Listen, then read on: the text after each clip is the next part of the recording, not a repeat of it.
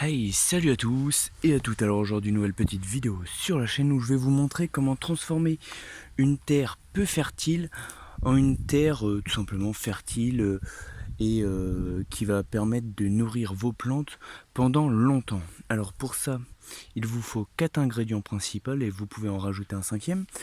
Ça va être tout simplement de la terre, de l'engrais que j'ai récupéré gratuitement. Je vous mets un lien dans la description pour en récupérer des grandes quantités gratuitement. Du sable, ainsi que du marc de café. Voilà, c'est tout simplement ce qui reste quand vous faites du café. Et que que voilà, c'est le déchet du café en gros. Du coup, pour faire ça, je vais vous dire un petit truc déjà. D'abord, pour ceux qui vont utiliser ma méthode pour récupérer de terreau gratuitement, faites attention au pot que vous avez récupéré, car si vous avez un pot qui ressemble à celui-là, qui est très fibreux, ça va être tout simplement impossible, hein. C'est que de la racine à l'intérieur, et là il n'y a vraiment plus de terreau, hein. Tout a été bouffé par les plantes qui avaient déjà dedans, donc ça c'est tout simplement bon à jeter au compost.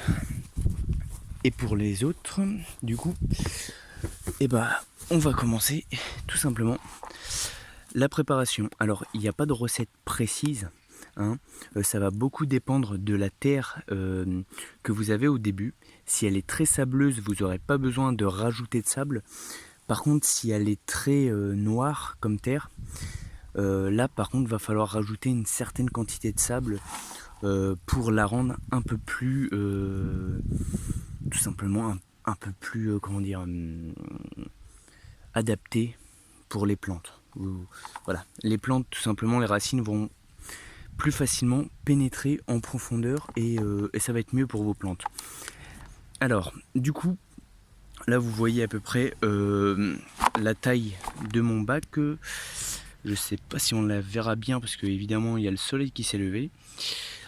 Donc, va falloir mélanger à peu près 3 portions de terre. Donc, une portion de sable. Après, 2 portions de terreau. Mais ça va vraiment pas mal dépendre de votre terre du début. Et ensuite, du café. Enfin, du marc de café plus précisément. Donc, voilà. Alors ça, le marc de café, vous pouvez en mettre pas mal. Ça va permettre de booster vos plantes au début. Et ça va vraiment être bien. Et vous pouvez également rajouter à l'intérieur du copeau de bois. Alors ça va être pour plus les gens qui vont être à la campagne, hein, ça va être plus facile d'en trouver. Mais voilà, le copeau de bois, ça va vraiment permettre de nourrir votre terre dans la durée. Donc pour ceux qui ont accès, n'hésitez pas à en mettre. Alors pareil, il faut en mettre un peu, faut pas trop en mettre. Mais ça peut être très utile. Du coup voilà, on se retrouve une fois que j'ai mélangé tout ça.